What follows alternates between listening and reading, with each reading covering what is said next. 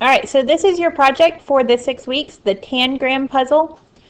You are to complete the attached worksheet that you should be getting by carefully following the directions.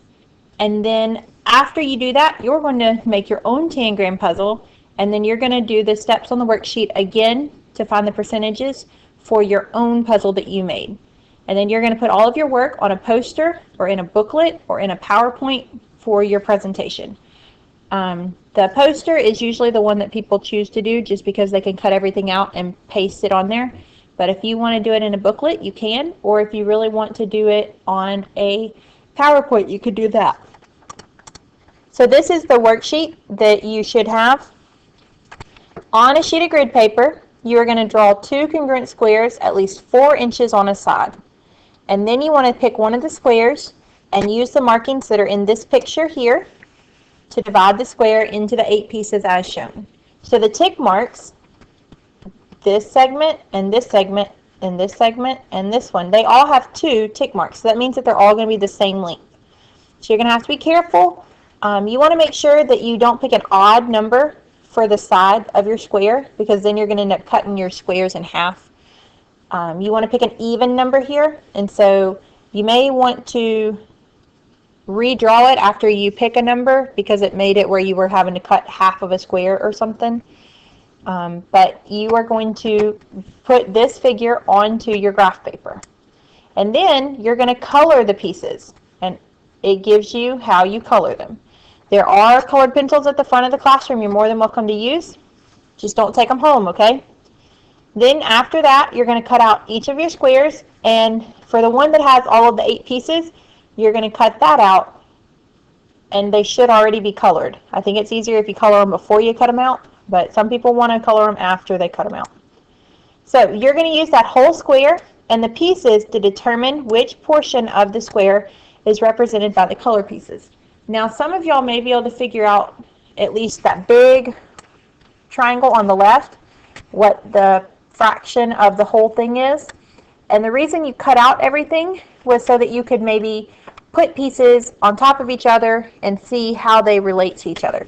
So once you know that this big one is whatever fraction it is, that's the easiest one for people to get.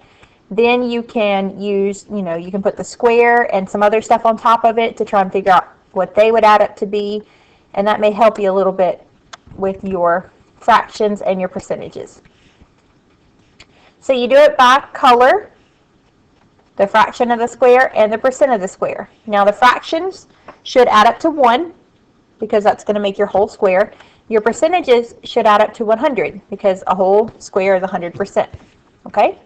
Then you're going to make a circle graph and find the measurements of the central angles for each color. Don't round your measurements or it's going to mess them up. Okay? So leave them non-rounded. And then for the graph, you want to use the categories red, blue, green, yellow, orange, purple to identify any arcs that are congruent. And then you're going to look at it by shape. And you're going to do it again, fraction of the square, percent of the square. And they should add up to 1 for the fraction and 100 for the percent. And then you're going to do the same thing, make a circle graph, and then identify any arcs that are congruent. So I'm going to show you an example of one that somebody did. So here is their picture that they cut out after they colored it. And then this is their circle graph by color. And they have their angles measured. And then they've got their chart. They decided to type it up and put it on there. You can write it out if you want. This is what they got for their circles, for their circle graph by shape. And then that's the chart for the shape one. Okay, so that would be what you do for number 1, where it says complete the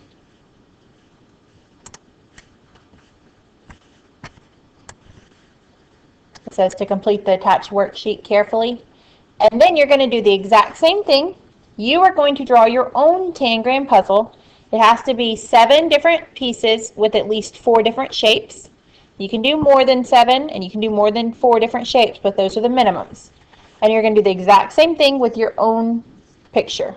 And then the last part is you're going to put it all on a poster board, in a booklet, or on a PowerPoint. So I'm going to show you this person's. what they did for their picture, that's their tangram, and this is their circle graph that goes by shape, or by color, I'm sorry, this one goes by color. And then they've got information here for the fraction of the square and the percentage of the square. And you can pick the colors. You can do whatever colors you want here, okay? Circle graph by shape. I can't get it to go up like it needs to, but this is a graph, or the chart by the shape. So that is what you would do on that project. You may want to experiment with different shapes whenever you're doing your tangram so that you don't end up with really, really strange decimals, but your fractions and your percentages should again add up to 1 and 100%. Now I am going to give you some graph paper. You each get 2 pieces. It looks like this. You each can have 2 pieces of it and no more.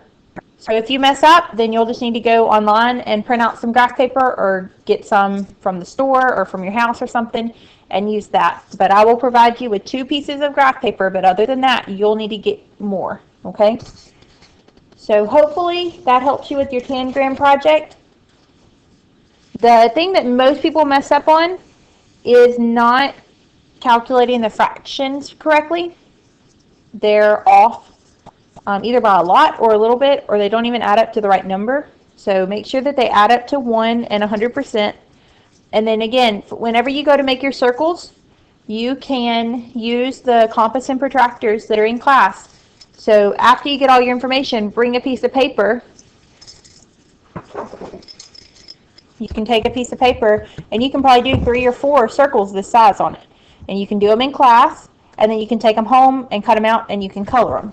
You cannot do a computer generated circle graph. You have to do them by yourself, like with your hand. So it says all circles must be done with a compass and all angle measurements must be done with a protractor. So no computer generated circles. If you give me a computer generated circle, then you're not going to get points for those. I want you to practice doing the circles yourself. Okay? So hand drawn ones only, no computer generated one. So hopefully that helps you with that project for the 6 weeks.